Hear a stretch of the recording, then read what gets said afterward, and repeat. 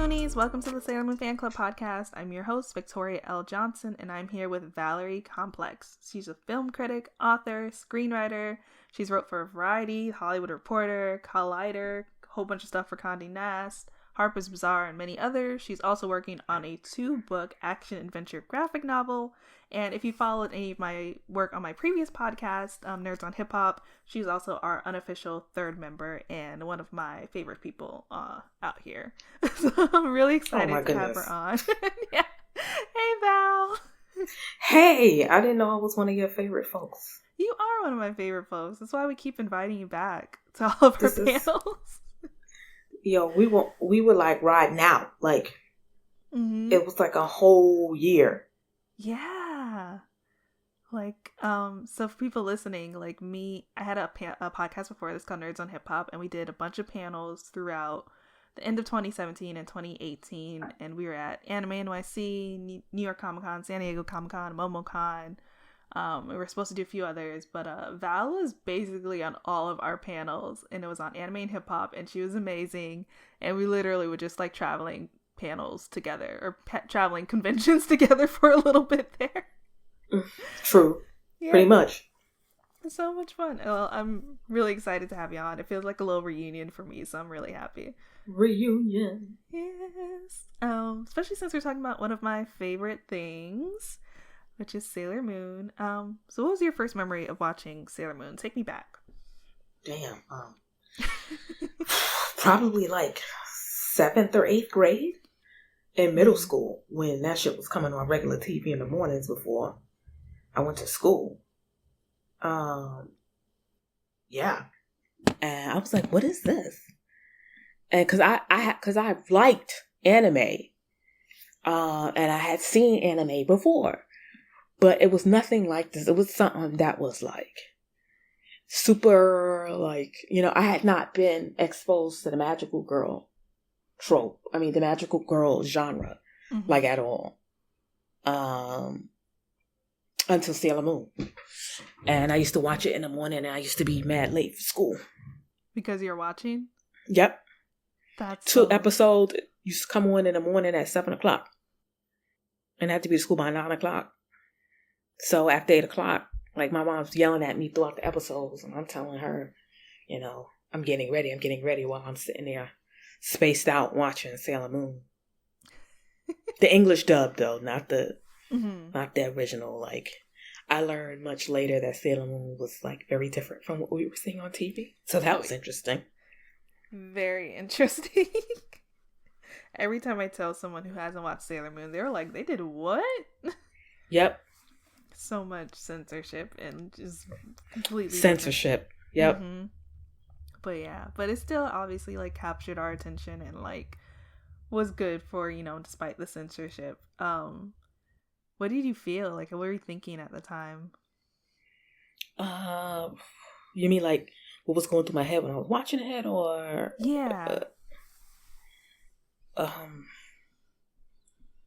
Man, I don't know. My head was just kind of empty because I was just trying to take it all in. This chick has a squad of friends, and this useless dude who dresses up like he's a maitre d' at a diner somewhere, tuxedo mask, and I was like, man, girl power. And we used to get to school the next day and just talk about it, because it was following the Queen Beryl was the main villain at the time. They got into the other stuff later, but by then I wasn't able to watch it as much. So I had to like get caught up and stuff. So I can't really say I felt anything except for watching the show was pretty exciting. I felt like I was a part of some elite group watching anime. Yeah, definitely. Yeah, I feel the same way. I think at the time I was just absorbing so much, and it wasn't until later looking back that I realized all the things that I liked about the show. But at the time it was just like, this is cool. I really like this. I don't know. I really liked it. It was action packed. I don't know. I think it was, I was still like consuming anime and new stuff. So it was a lot to take in at the time. And I didn't have a lot of feelings because in actuality, Sailor Moon was like the most vanilla stuff that I was watching at the time. I had watched some other stuff that was like, why would a child be watching that? I remember this. Yeah, because the first anime you watched actually was kind of... Yeah, it was hentai. It was hentai, yeah. Tentacle porn. And yeah. I didn't do that on purpose. Mm-hmm. Some pervert just was like, you should watch it. And I didn't know what it was. Mm-hmm. As I've told the story many, many times before. My first foray into anime was watching it on Saturday mornings. And I wanted to watch more of it. And I met this guy in the store. And he was like, I can show you more anime. I'll put some from disc onto a tape. And I didn't know where he was putting it on there. Mm-hmm. And when I got home and watched it, I was like, oh, okay, so... And then my mom was like, okay, so this is demonic and stuff. And she, and yeah, I had like taken a little bit of a break. Mm-hmm. I would too. I was like, this is not what I'm looking to do. It was La Blue Girl, for anybody who wants to know what the fuck it was. Yeah. Yeah, it was a violent experience.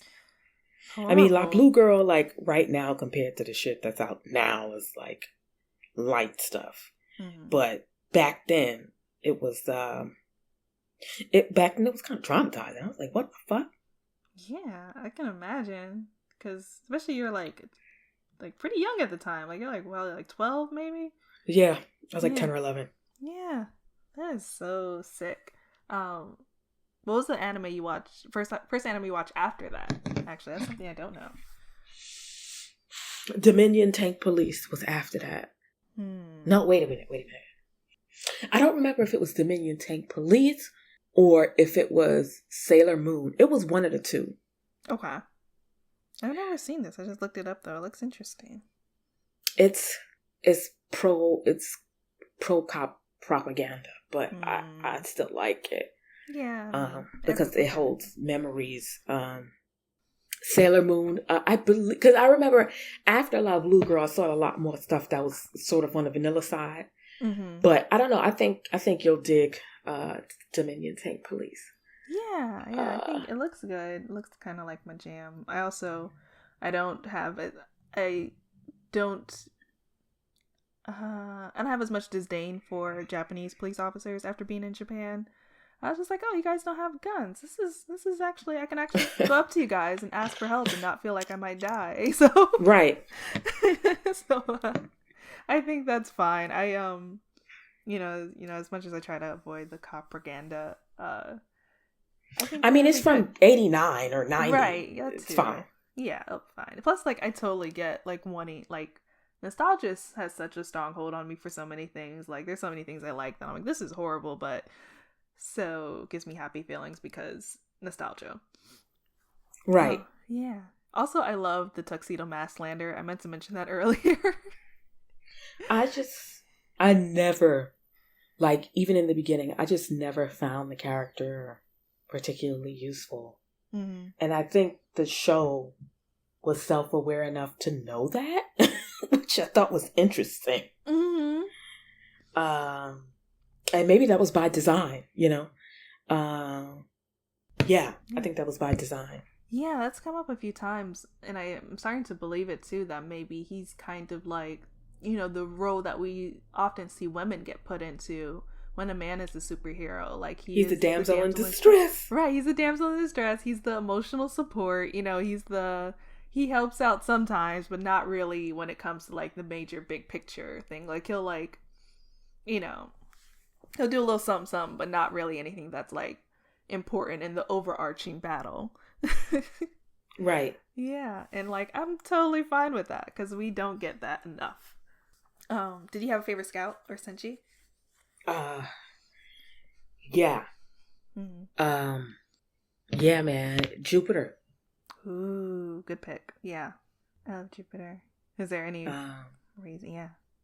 It was Sailor Jupiter just because, like, I don't know, the energy, like the tall girl, I'm a short girl, completely not the same. Mm-hmm. But it was something about her. I found her like powerful. She was like a martial artist.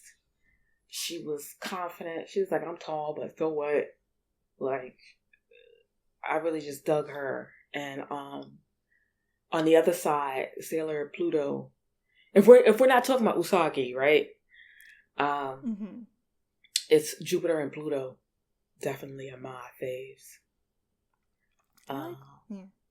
If you had to pick, like, which is a question I was going to ask on the timeline, but since BuzzFeed likes to steal from me, I was going to ask you, who are your two favorite Senshis outside of Usagi? And if they got into a battle, who do you think would win? Oh my god. Okay. This is hard. So I have a top 3. I don't know if I have a top 2 outside of Usagi. So my top 3 past are Jupiter, Neptune, and Pluto. So I'm like, oh, who are the top 2 out of those 3? I'll say Neptune and Pluto, because Jupiter has kind of been a more recent fave. But Pluto and Neptune have been my 2 and 3 for a really long time. And between the two, I would have to give it to Pluto, I think, just because, like, I don't know, she's scary. Like, I think Neptune's really strong, like, obviously having the power of the ocean, but I feel like once you get into someone who can, like, stop time, like, it's really hard to beat that. Okay. Okay. How about you? Outside, we said Jupiter and who's the next? Jupiter and Pluto. Pluto, yeah. Freak. That's gonna be hard. Shoot. I think I think I would give it to Pluto. Only because she's like the more level-headed of the two. Oh, fair. Not that she's not necessarily stronger, but I think if there was anybody that was going to beat Sailor Jupiter, it would be Sailor Pluto, who would be smart enough to figure out a way to do that. That is true, because, like, Jupiter is very headstrong sometimes and kind of brash or rash. I don't know what the word is, but just, like, she jumps into stuff and it's like doesn't think first before reacting all the time. So I could see how Pluto could win in that way. Maybe not in, like, hand-to-hand combat, but definitely, like, outthinking. I like that question. I might take that for some episodes later on. I think you should inquire and see what people say. I would be very interested. Yeah, and you have to take out Usagi, obviously, because but you seems like you're also like an Usagi fan, from what I. Yes, I think.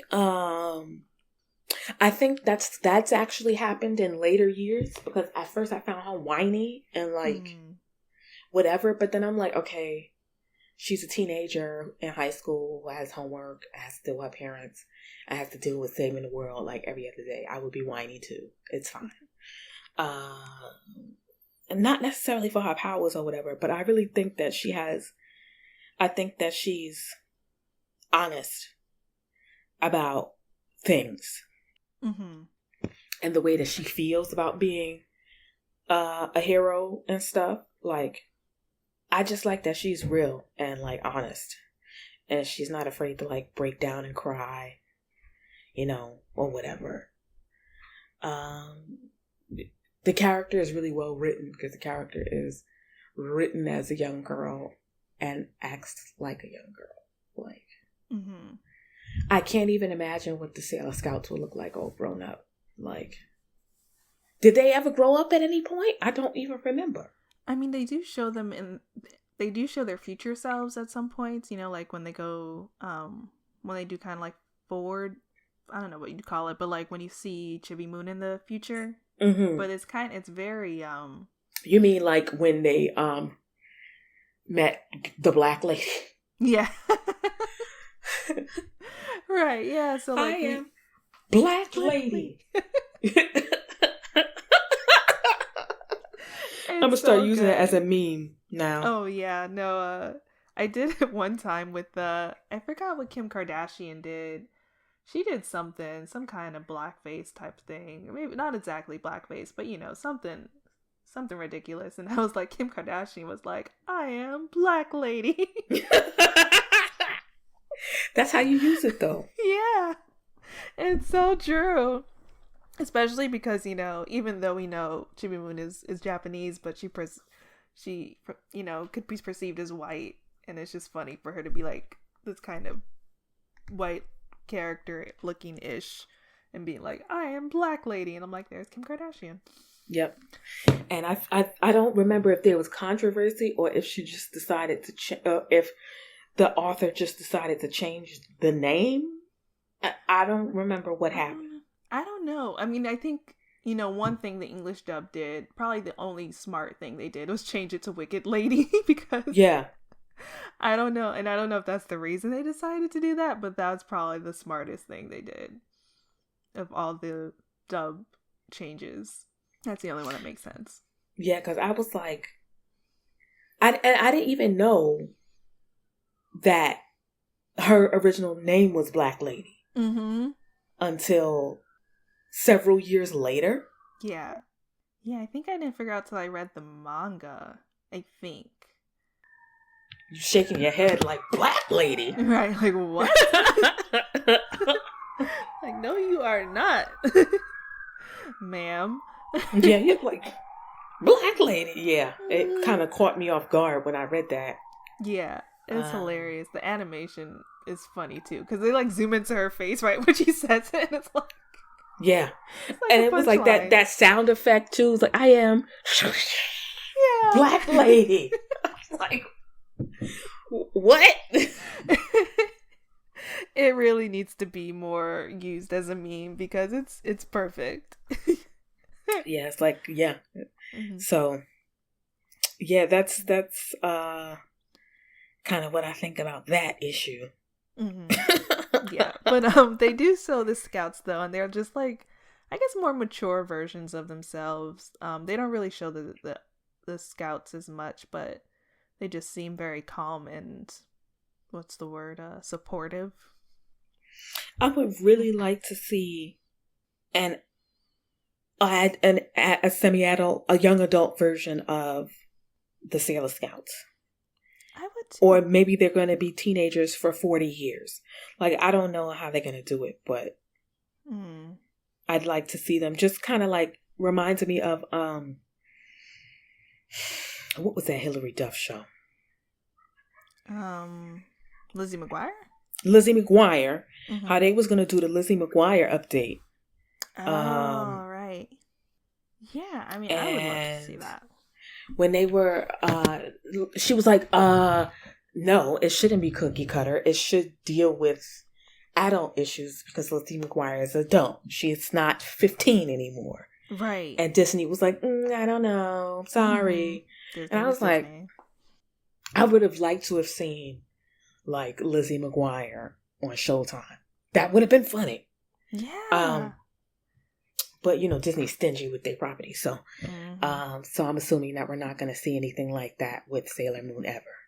So yeah, I mean, I don't know. I mean, I don't know. They've been doing a lot of things with the property lately, and I'm just like, I don't know what y'all are doing, but things seem to be happening. Like, there's just like a bunch of random collaborations happening. Yeah, I can't keep up. That's why I gave up. And I didn't really like the new animation either. I was like, oh. Nobody did. It's gotten better. What'd you say? I was like, nobody did. But I'm like, it's gotten better, though. Like, they have a movie coming out in January, and I think it looks okay from what I've seen. So I'm pretty excited about that. What movie is this now? So this is Sailor Moon Eternal, and it'll be basically a movie version of Sailor Moon Super S or Supers or Super S. Oh, okay. Yeah. Yeah, so it looks like it's pretty good. I still don't like that. I feel like they muted the colors a lot. And I feel like Sailor Moon to me has always just been a very vibrant show. And some of like the magic is just missing from like the original. They wanted to make it look like a Zack Snyder production. Basically, yeah. Without like, and it would have been cool if like they like maybe made it a little bit more like the Lizzie Mcguire, like you said, like, all right, give me some adults, Sailor Moon stuff, give me some more blood maybe, but it's like, no, still the same thing, just the Zack Snyder filter. And I'm like, yeah, that does not make it feel more mature, right? Like, you've got to do better. Exactly. So yeah. I think about that animation now, and it's creepy looking, and I really just didn't like it. And I don't know anybody who took to it either. So yeah, me neither. What Sailor Moon version was that? Was that S Diamond or? I'm trying to think of the Sailor Moon, the name of that Sailor Moon with the ugly animation. What was the name of that? Sailor Moon Crystal. Thank you. Yeah. I said Diamond. Jesus. I was like, is that a thing? I've never heard of that. That sounds like it could be a Sailor Moon actually. Right. It sounds like it sounds like something. It does. It's like Sailor Moon Stars. So I feel like Sailor Moon Diamond could be like the next iteration. God, that animation is so ugly. Yeah, it's really bad. And I don't even know. And I thought they made them skinnier, but then when I compared them, like, they're actually kind of the same size. But I think they made their legs are skinnier. Longer. That's the thing. Yeah, I think they're taller. That's what it is. Yeah, Sailor Moon Crystal, and they look weird. They have no torso, and the legs. Yeah, it's just ugly. I don't know, like, why they just won't do good jobs with it. But the movie, if you look up Sailor Moon Eternal, it actually looks better. Let me look it up right now. Sailor Moon Eternal. Yeah, like I'm actually that came into the search. Forward to it. Let's see, Sailor Moon Eternal, 2-part anime film. So the first part comes in January. The second part's coming out in February. Okay, so Sailor Moon Eternal is a little bit more of return to form. I'm seeing the animation right now. Okay. Right. Yeah. It's like, I'm like, okay, all right. I'm digging it. I want to see them get together with the other half. I know. That's what everyone's looking forward to. Are they in this? Well, I'm trying to remember. Yeah, some of them must be. Man, I'm blanking out right now, but I think we get some outer Senshi and Sailor Moon supers, I think. Do we? I remember they're definitely in S, and I think they're in Stars. But now I'm like, I don't know why I'm like totally blanking out on supers. And I always used to say Super S, and I recently, like literally in the past 6 months, have learned that it's supers with a capital S at the end. I don't know why, but that is apparently it. Okay. Yeah, I don't know why. Sailor Moon supers. Yeah. Okay. Emphasis on that S. Yeah. Sailors, Moons, supers. Yeah, I'm totally blanking out on whether the outer Senshi make appearances. So, do you think that with that they are gay? Is it Saturn and Uranus and Neptune? Yeah. Absolutely. Like, no question about it. It's what we would call a fascinating friendship. I'm so sick of people. Like, we have entered a new era. And the fact that they won't go all the way with that really makes me mad. It's like it's 2020. It's fine. Like, I mean, yeah, the creators come out and been like, they are together. Like, they've clearly, like... Wait, the creators said that, you said? Yeah. So, what's the problem? I don't know. People are weird. It's never been a question to me whether or not they're together. Like, it is very well, if the creators said it, then it's canon. Yeah. Yeah, no, they're absolutely together. Yeah, we needed some gay up in there, and but it's important when they say it. Right. When you say these people are gay. Right. And, man, Sailor, this podcast has taken me down memory lane. Yay, that's what I love. Like, seriously. I remember when I went the last time one of my last run-ins with Sailor Moon was when I went to go see Sailor Moon S, the old one. The movie? Yeah. Yeah. And I was in the theater yelling and screaming, and people thought it was hilarious. You know, it's what brings it out, yeah. I mean, were you just like cheering them on? Like, what were you saying? I think Tuxedo Mask had got shot or something, as per usual. And I think I had screamed out, "No!" And everybody started cracking up. And that's actually how I met this one girl. I had met this one girl on, I don't know if it was Tinder or I met her on a dating website. And we were talking about the incident, and I was telling her, "Oh yeah, I went to go see Sailor Moon S, and I was yelling and screaming." And she was like, "Oh my God, that was you! You were," and I found out she was there in the audience. And so yeah, Sailor Moon bringing the niggas together. Yes, it's what I live for. Really, it's like my ultimate goal. So yeah, but you know, anime has done that for a very long time. It has brought the girls together. Absolutely. But what other anime do you like? We talked about Sailor Moon for like a lot. You know, I'm gonna be honest. I haven't watched anything new. The last thing new I watched was like 2009, and I tried to watch One Punch Man, and I think I saw 2 episodes of My Hero Academia. I don't know. I couldn't get into it. As for series, I tried to wait until the seasons are done, but I only watched only watched part of season 1 and season 2 of Attack on Titan. So I haven't kept track with that. I need to watch Castlevania, which people keep telling me about. That was good, yeah. No, the last thing I watched was Devilman Crybaby, which was so foolish. See, stuff like that turns me away from anime. Wait, so you didn't like it? No. Oh, wow.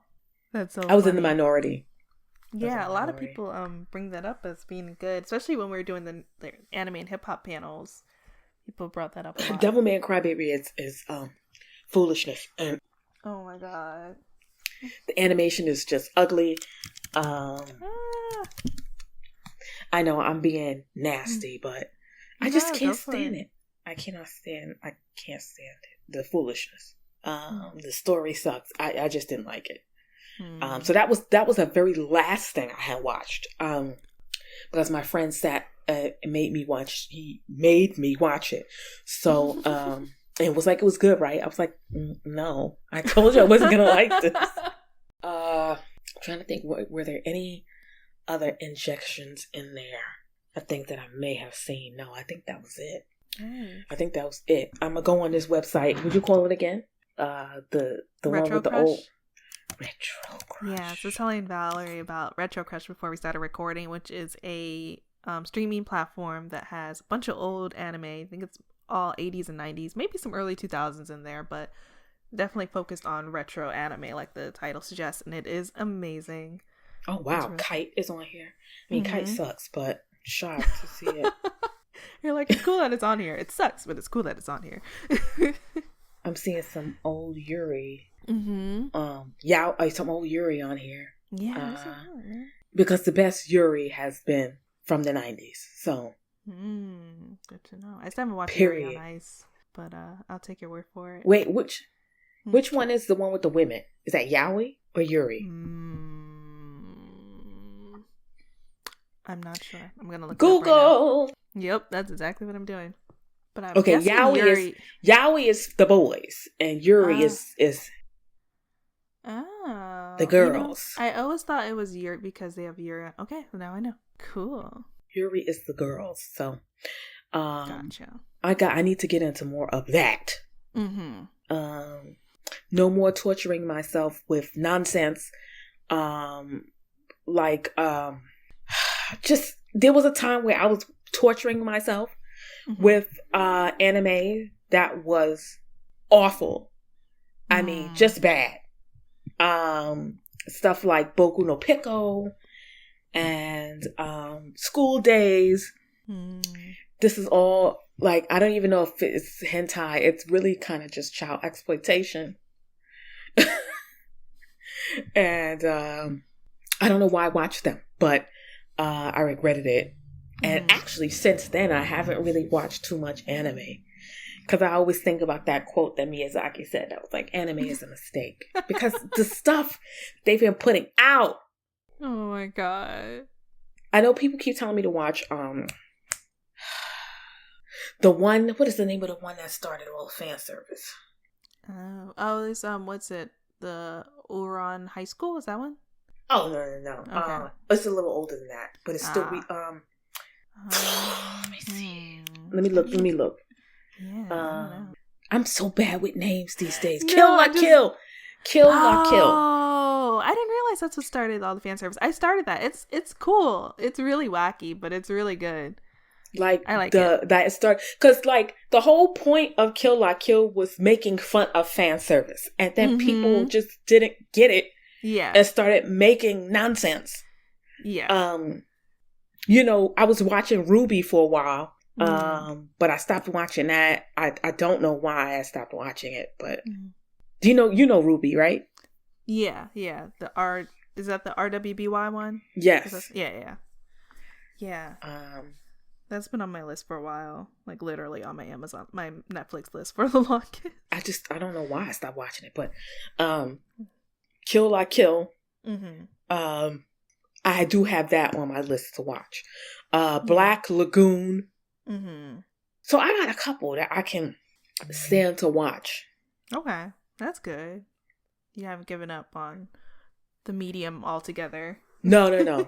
I just keep, when I watch nonsense, I just stop and I take a break again. Yeah. I started The Rose of Versailles, which is a very old and boring one that people don't really like to watch because it's a drama. That's been on my list too. I'm typing it up now. See if I can find it on the site. Oh, it might be on there. I feel like I've seen that on other sites too. Well, because whatchamacallit is gone. Pretty popular. Kiss Anime is gone. I know. Kiss Manga is gone. They're all gone, and it sucks. Yeah, it does suck. But I feel like there are other sites out there, perhaps, but it is gonna get harder and harder to find anime that's not on streaming platforms. But you also you love films too. Let's say live action films. Is that a way to put it? Yeah, I like the live action. You mean the live action remakes? No. So I was trying to segue into the fact that you're a film critic and failed. But I was saying that you also love films too. Yes, I mean there's a lot of OVAs that I like. I really like short series or OVAs where it's 3 or 4 movies back to back. I didn't love Ghost in the Shell Arise, but I really liked the way they rolled that out, which was 4 or 5 80-minute films that you could just digest, in one sitting. I really like that. I'm a big Ghost in the Shell fan, and I really liked the 2 seasons of the show that came out and the subsequent films that came out after the first one. And I liked the way that they rolled those out. I like the Tenshi Muyo movies. Oh, yeah. I love Tenshi Muyo. Yeah. What was the first film that you watched that made you love cinema? That's hard. Because honestly, I don't remember. Would it be the first film that made you want to be a film critic? Or where you're I want to do this. I want to... I can't say that it's the first film that made me want to do anything, but it's the first film that I decided to review, and that is the 3rd film in the Riddick saga, which was Riddick, which is what I decided to review. And after I made everybody angry in the comments after I published it, I was like, I think I want to do more of this. I love that so much because you're oh, everyone hates me. I want Yep. more. Yeah, Give I'm me like, the give anarchy. me more. Give it to me. So yeah. That was the first one that had me like in the trenches. Did you just hate it so much that you were like, I need to write about this? Is that what happened? Yeah, it was just whack. And because I had liked I had loved Pitch Black. I thought that Chronicles of Riddick was pretty cool. But this one it was just bad. It was bad. It was very bad. And it was just very bad. Yeah. That's all. I believe you, because I remember, I don't know, I just never thought of those movies and thought, this is good. So. And I've never seen, I don't think I saw the second one or the third one. And if I did watch the first one, it was probably only once. So yeah, I kind of want to go find that now and read it and just watch it and then read your review and be like, yeah, she was right. I think I'm gonna post I'm gonna archive all my old reviews on my website. Please do, so people can see where I started from. That'd be really cool. Yeah. See the growth. But also, like, you know, my earlier work is funny, meaning like I was aiming to be hilarious and entertaining. So that's what got me into anime. I used to watch like Siskel and Ebert and shit. So I was always into listening to film criticism and shit like that. But I can't say that there's anything that pulled me toward film criticism. It just kind of fell in my lap by accident. Well, it fits you well, I think. Speaking of growth too, you're also working on this action adventure graphic novel, which I didn't know until I went to go look at your website, and I was just like, what? What can you say about that? It's a revenge western graphic novel in the vein of stuff like True Grit, Unforgiven, stuff like that. And the main character is a young black girl who is Afro-Latina. I wanted to make something that my niece could relate to and read because she likes comics and anime and stuff. And my niece is her father is Costa Rican, so I wanted to make something that really connected with her. And it's a story about how this young child who's 13 meets an immortal warrior who helps her seek revenge, but she learns a lot of different things and lessons along the way as she questions whether or not revenge is the answer. That sounds amazing. And I always wanted to explore what it was like for Black women and women of color on the frontier in situations that you mostly see white men in, and how that intersects with things like slavery, misogynoir, stuff like that, even down to small things like protective hairstyles. You know, I wanted to explore all of that in this story. So yeah, that's where we at. That sounds amazing. That's what it's about. And it's called Wrath of the Rose. And I'm hoping that a publisher picks it up very soon. I am not surprised because you are great. Thank you. And you're right. I need to put more information on my website. I mean, I will. I mean, I found out that you were doing a graphic novel from your website, so I was very excited about it. And I'm even more excited now that I know what it's about. So. Yeah, I wanted to bring something that has not really been done, and people are a little scared to explore it because it's very, very different than anything. Yeah, and it's YA. Right.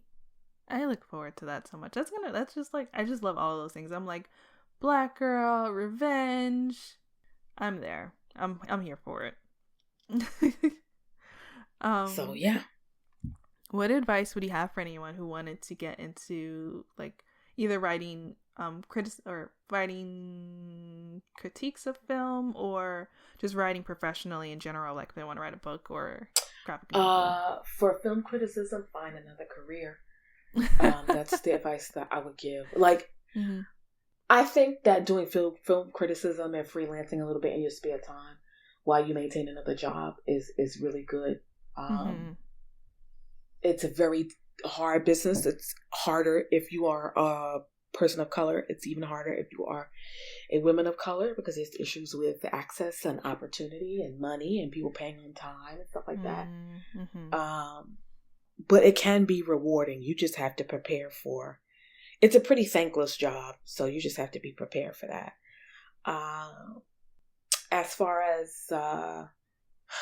being an author, see, the thing is every single story I have about where I am is almost like things happen by accident. I didn't plan on becoming a writer. I wanted to be a cybersecurity technician, right, or administrator, because they made a lot of money and it was sort of connected to what I was doing in the military. And then I wrote that Critic thing, and like 7 years later, here I am thinking about applying to go to Sundance for the third time. Like, you know what I mean? Yeah. I didn't intend for that to happen. And then with the graphic novel, like I was at a party, it might have been a Christmas party or a Thanksgiving party. It was a holiday party. And I was talking to a friend of mine. A friend of mine had invited me, and then I was talking to my friend's partner, and we talked, and I'm telling them about, the different ideas I have for these 2 books that I'd like to turn into graphic novels. And she was like, "Oh, I'm a literary agent. Why don't you come down and talk?" I was like, "What?" I was like, "Well, I didn't see this coming at all." Right.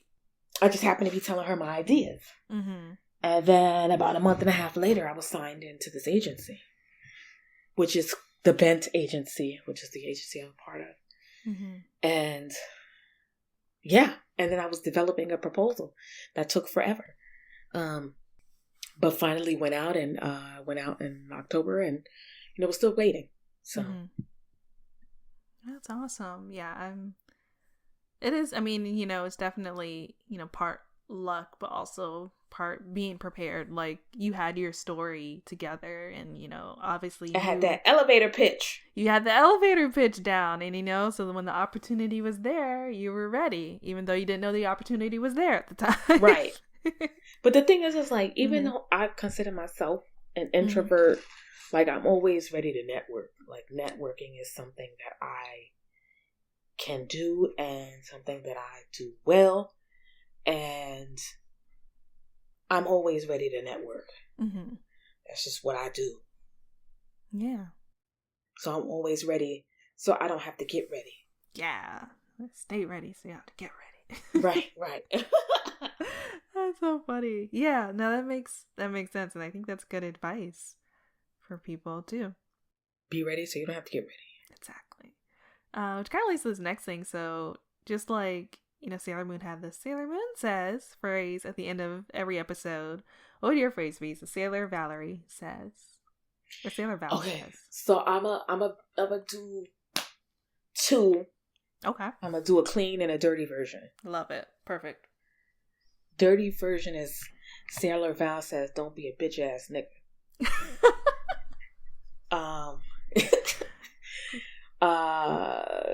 Clean version of Sailor Val says, "Don't be too hard on yourself. Be patient. Success is going to come with time and effort and hard work." I feel like the first one felt like I felt it in my heart, but like, and then I felt the other one like in my soul or something. I don't know. Like one just made me so calm. The other one just made me like, damn, I gotta get my shit together. Like, yeah. Oh my god, that's so cool. That would be my thing. Mm-hmm. So, what would your sayings be right now? Oh, my sayings. What are my sayings? Oh gosh, I usually have something, but I can always forget. Of course. Well, usually one thing I would say is cliche advice is cliche for a reason because it works. And do what makes you happy. I think that's like always really important, as long as it's not hurting anyone, of course. You always have to give that qualifier, sadly. But yeah, just make sure the things you're doing make you happy. One of the YouTubers I follow, LA Beautyologist, always says if it doesn't water you, don't feed it, or something like that. Or if it doesn't feed you, don't water it. And I try to take that advice, and I think it's really important. I'm trying to think of, like, if you could be a Sailor Scout, what planet would you be? Ooh. That's not in our solar system. Oh. Ooh. I don't even know if I know other planets outside of our solar system. Let's see. Planets. Sailor Scout G151B. Right. Oh my god. Let's see. Even if you had to name, like, a moon on another planet. I've had to name one? Yeah. If you could be a sailor, you could be like a different, a moon. Like another moon. Oh, yeah. I would totally be one of Jupiter's moons because they got like a bunch. I know there's some cool ones. Let's see. It's Europa. Europa looks cool. There's actually, Titan. I think they discovered life on Europa too. Oh, there you go. Yes, that'd be either Europa or Titan. Sailor Europa, Sailor Titan. Sailor Titan actually sounds really awesome. That actually does sound awesome. Mm-hmm. I would be Sailor Europa or Sailor Io. Or is it Io? I don't know how they pronounce it, but Io is another moon. Another one of Jupiter's moons. Yeah. Is it? Wait a minute. Yeah, it's like Io. It could be Io or Io, though. But it is a Jupiter moon. Okay. That's what I thought. Nice. I like it. Saturn has a really cool moon, too. Oh, you're right. Saturn moons. This is fun. Let's see. Oh, wait. Is Titan a Saturn moon? Oh, wait. I think Titan might be a Saturn moon. My bad. Uh-oh. That's what I get so there for you quick go. Google searches. Yeah, Titan is a Saturn moon. Yeah. But Io is Jupiter. Yeah. Jupiter has 53 moons. 53 named moons and 26 awaiting official names. So, like, Jupiter has, like, 100 moons? They have 79. It has 79. Oh, my God. Yeah. Oh, Callisto looks nice. Callisto looks really pretty. Jupiter. And Europa and Io are also Jupiter. Oh, yeah, there are a lot. Yeah, because the Sailor Saturn ones you can barely pronounce. I'm looking at these. I'm like, what? Right. You know what I was wondering, too? Because, like, do each of the moon, like, the Sailor Scouts, like, are there also Sailor Scouts on their moons? And, like, if so, Jupiter has an army. Yeah, I know. Jupiter is the squad. Right. Like, you want her on your side if something goes down in the solar system. Has, like, I think that's why she has so much power. That makes sense. Because it's a big planet. She got the power of 79 moons. Yeah. Yeah. And like I was saying before, even though Pluto is not as strong as Jupiter, I just think Pluto's smarter. Mm-hmm. Exactly, yeah. Yeah, if we had to challenge, one of the biggest planets in our solar system with the other one of our biggest planets in the solar system, would be Saturn. Maybe Jupiter against Saturn, right? Right. But, yep. Yeah. No, I agree. Yeah, that's why my thing was, even with Pluto and Neptune, I feel like Pluto would only win because she has those time, she has ability to stop time, and I feel like that's an automatic win. Yeah, that's the raw joint. Like, right. That's it. Like, what you gonna do? Like, you can have the most powerful attack, but you better get it out before this time stops. Exactly. Yeah. Man, you gotta, when we get off the call, you gotta read some of these names for Saturn's moons. Like, what? It looks like just letters stitched together. Oh my god. Yeah. There's a moon called Siarnak. And it's spelled Siarnaq. It sounds like a villain in DC. I know. It's Siarnak. Siarnak. I am Siarnak.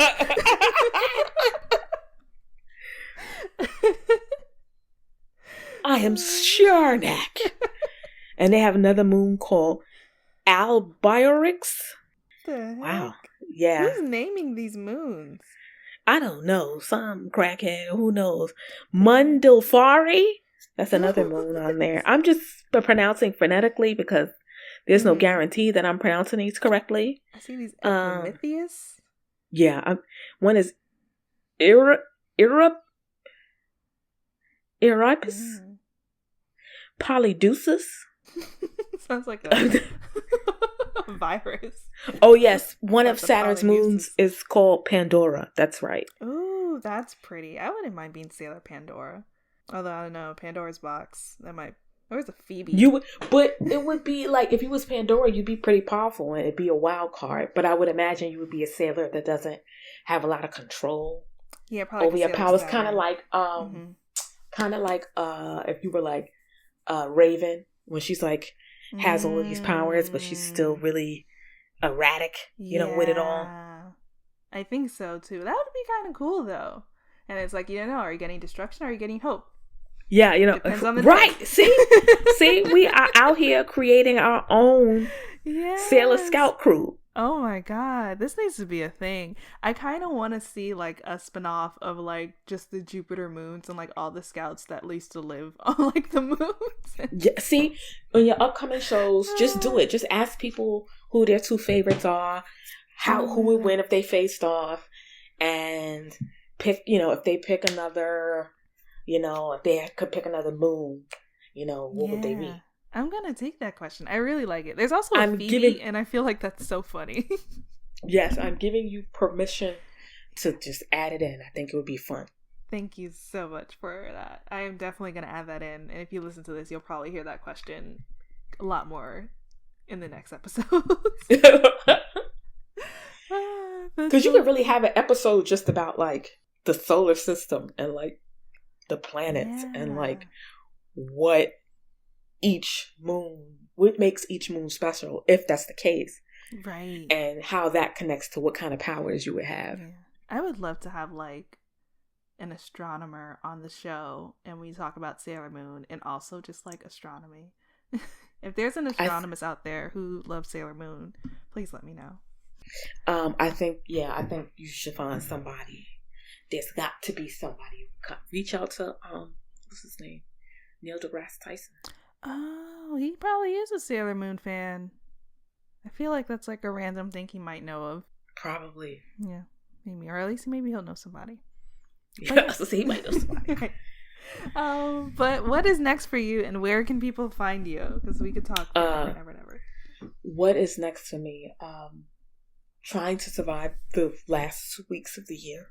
Mm-hmm. I'm not really thinking too far in the future. I'm really just kind of taking it day by day. But you can find me on Twitter at Valerie Complex, VALERIECOMPLEX, all one word. And you can find me on Instagram at Valerie_Complex, same spelling. And check out my website, which is ValerieComplex.com. Yes, and this episode's actually coming out in 2021, so by the time this comes out, you'll know if you have survived the last 2 weeks of 2020. And you can look back and be like, I made it. I actually can't wait to listen to this episode. So. Yeah. I know, it's been fun. It's been super fun. Thank you again for coming on our show. No problem. I promise if I'm ever back again, I'm going to always bring something new.